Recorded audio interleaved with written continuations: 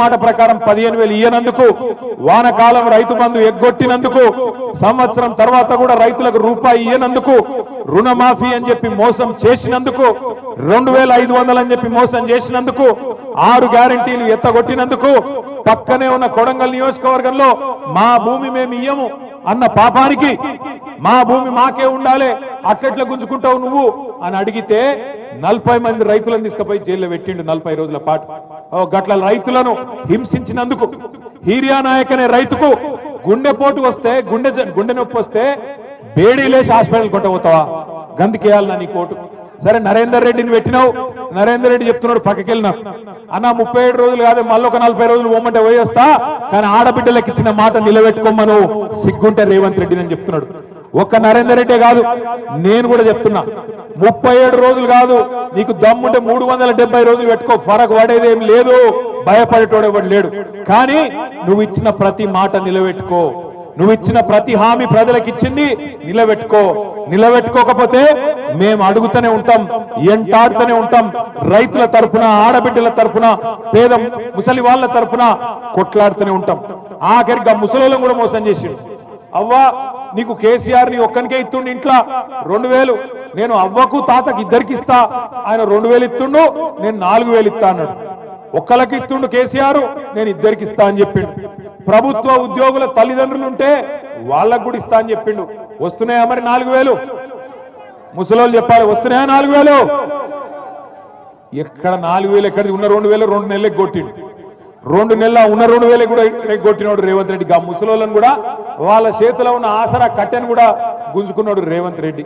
అందుకే నేను అంటున్నా, ఇక ఆయన మాటలకు హద్దు లేదు, నోటికి ఇక ఏమస్తే అదే మాట్లాడతాడు.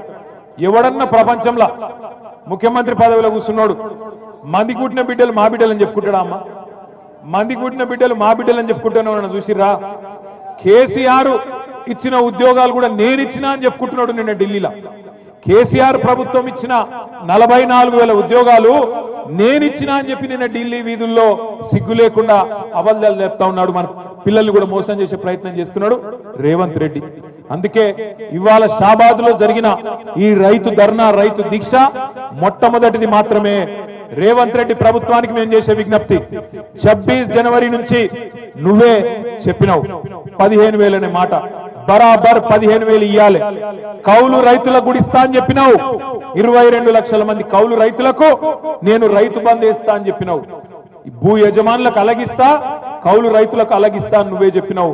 మాట నిలబెట్టుకోవాలి. కౌలుదారులకు కూడా నువ్వు చెప్పినట్టు 15,000 ఇయ్యాలి. అదే విధంగా నువ్వు ఇంకో మాట ఇచ్చినావు, భూమి జాగా లేనోళ్లకు, రైతు కూలీలకు నెలకు 1,000 రూపాయల చొప్పున సంవత్సరానికి 12,000 ఇస్తా అని చెప్పినావు.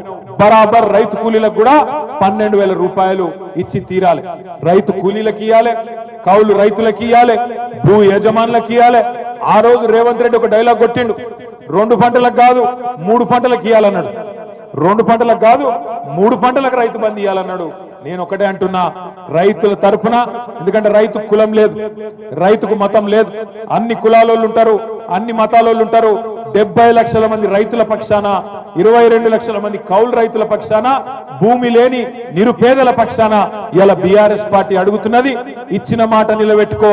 ఇయ్యకపోతే, నిలబెట్టుకోకపోతే రేపు స్థానిక సంస్థల ఎన్నికలనే కాదు, మళ్ళీ ఎలక్షన్లు ఎప్పుడు వచ్చినా తప్పకుండా ఈపు చింతపండు చేసే బాధ్యత మా ఆడబిడ్డలు, మా రైతు బిడ్డలే తీసుకుంటారనే మాట కూడా విజ్ఞప్తి చేస్తా ఉన్నా.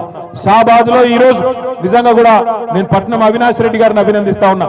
ఎందుకంటే ప్రభుత్వం ఎన్ని కేసులు పెట్టినా, ఎన్ని రకాలుగా ఇయ్యాలా మనని ఇబ్బంది పెట్టే ప్రయత్నం చేసినా, ఈ ప్రోగ్రాం కూడా ఎన్ని రకాల కష్టాలు కల్పించే ప్రయత్నం చేసినా, అవినాష్ రెడ్డి గారు, మన మండల పార్టీ అధ్యక్షుడు నరసింహరావు గారు, ఈ మండలంలోని ముఖ్య నాయకులందరూ కష్టపడి ఈ కార్యక్రమాన్ని బ్రహ్మాండంగా ఏర్పాటు చేసినందుకు వాళ్ళకు అభినందనలు చెప్తూ, ఇది ఆరంభం మాత్రమే.